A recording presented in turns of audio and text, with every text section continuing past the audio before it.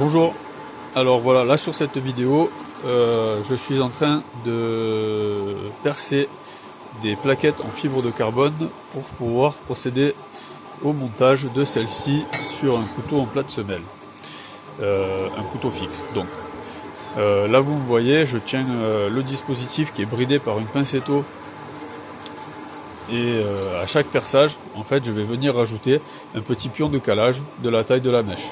En l'occurrence, ici, 2,1 mm. Alors, je me permets de tenir l'ensemble du dispositif à la main parce qu'on est sur une mèche de 2,1 mm, que si celle-ci venait à se bloquer dans l'acier ou dans le matériau que je suis en train de percer, elle casserait net. Voilà, ce qui n'engendre aucun risque de se faire emporter ou de se faire couper la main par la lame qui partirait en rotation. Voilà, ce qui est un accident encore trop fréquent aujourd'hui. Donc, dès qu'on est sur des mèches, des forêts de 3 mm, interdiction de tenir à la main pour des règles de sécurité, on bride et on perce. Parce que si l'ensemble vient à partir en rotation, et qu'il y a une bavure, ou même un couteau, une pointe qui est déjà trempée, c'est le steak tartare assuré. Donc, voilà, c'est comme ça qu'on voit de temps en temps des collègues qui font des photos de leurs mains aux urgences. Donc, voilà, faire super gaffe avec ça.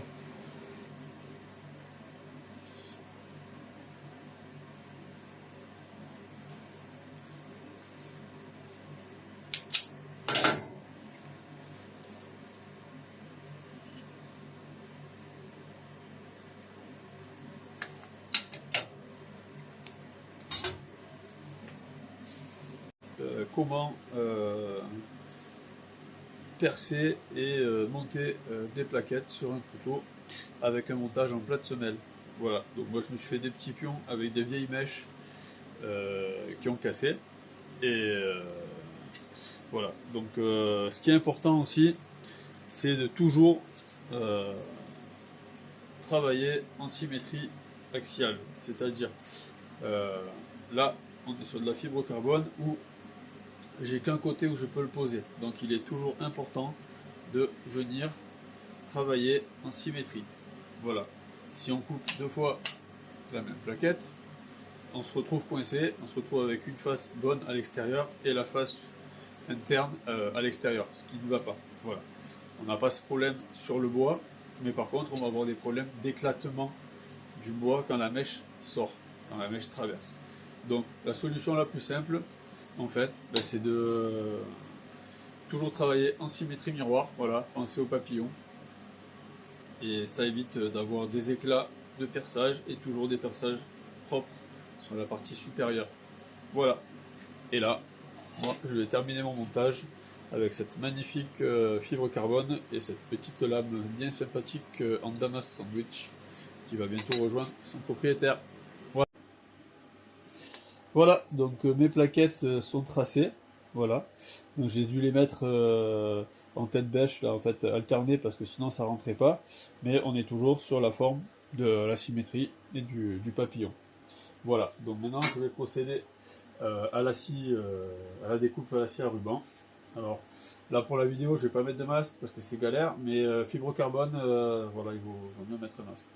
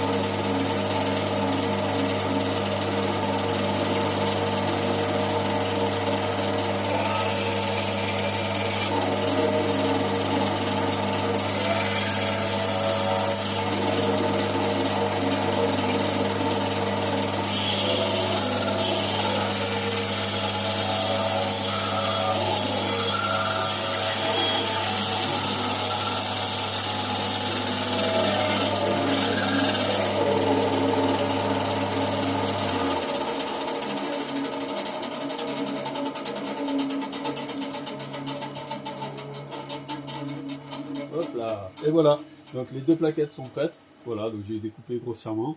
Et en fait, on va venir les mettre en place directement sur la plate semelle du couteau. Voilà, donc règle de sécurité encore. Donc le masque, bien entendu. Et quand on découpe, on essaye de... Enfin, on fait en sorte de n'avoir jamais le doigt dans l'axe des lames. Donc, toujours sur le côté. Et si, par exemple, on doit venir forcer dans l'axe, on prend quelque chose, un levier, un dispositif, n'importe quoi. Le tout, c'est de jamais exposer ses doigts. Parce que quand ça part, eh ben, voilà, on ne retient pas forcément le coup. Et c'est comme ça qu'on peut se blesser gravement. Voilà pour la découpe des plaquettes. Donc là, elles sont prêtes à monter. Prochaine étape, du coup, le montage sur le couteau. Voilà, le montage temporaire. Merci.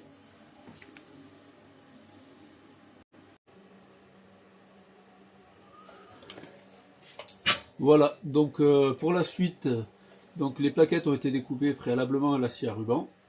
Vous avez vu que cette fois j'ai un masque, parce que là, du coup, je vais venir usiner la partie avant des plaquettes sur le backstand. Et donc là, ça va créer pas mal de poussière. Je vais pas mettre l'aspiration parce que du coup, on va rien entendre sur la vidéo. Donc masque, aspiration, parce que déjà les bois c'est nocif, alors la fibre carbone, n'en parlons pas. Voilà, donc cette face là, on va la mettre à la bonne dimension au grain 80, et puis après je vais monter crescendo jusqu'à un grain 400 pour arriver à une belle finition ici, que je pourrai ensuite polir sur les toureux. Voilà, et mes plaquettes sont ensuite prêtes pour pouvoir être montées sur la plate semelle du couteau. Voilà, allez, c'est parti.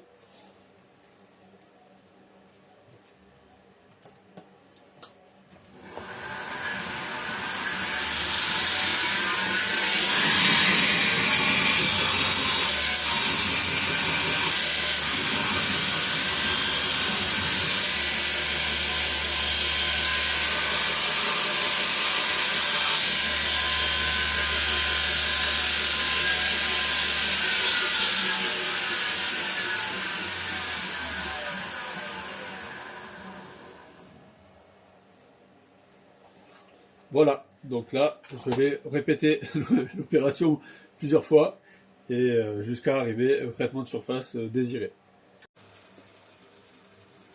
Voilà, donc c'est beau, ça brille, le devant est poli, je vais pouvoir le monter sur la plate semelle.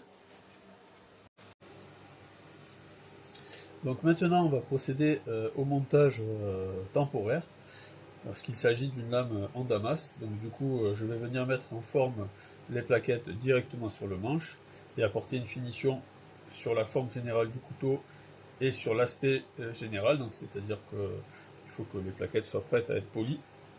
Et ensuite, je vais démonter l'ensemble du dispositif pour pouvoir apporter une finition sur la lame, pardon, pour pouvoir la plonger dans le bain de perclos.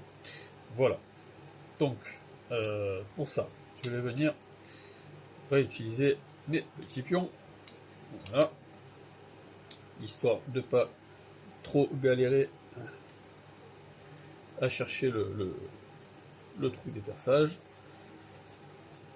Voilà. Préalablement, j'ai biseauté mes petits rivets, voilà, un peu comme des têtes de clous, pour ne pas avoir le rivet quand il sort de la plaquette un éclat qui viendrait abîmer l'ensemble.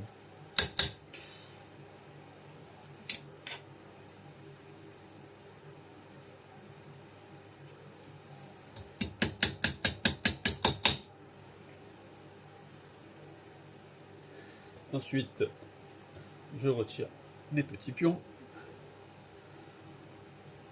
Voilà, et je viens rajouter un petit rivet. Pareil pour le dernier. Voilà.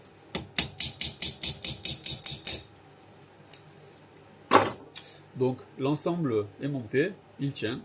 Voilà, c'est temporaire. Quand le couteau sera entièrement terminé, je reviendrai ensuite monter définitivement les plaquettes du couteau par rivetage sur le couteau. Voilà. En attendant, il est prêt à aller sur le backstand pour usiner l'ensemble et commencer à arrondir les arêtes pour avoir un manche ergonomique. Voilà, merci d'avoir suivi ce petit tuto. C'était mon premier et j'espère que ça vous a plu. Merci.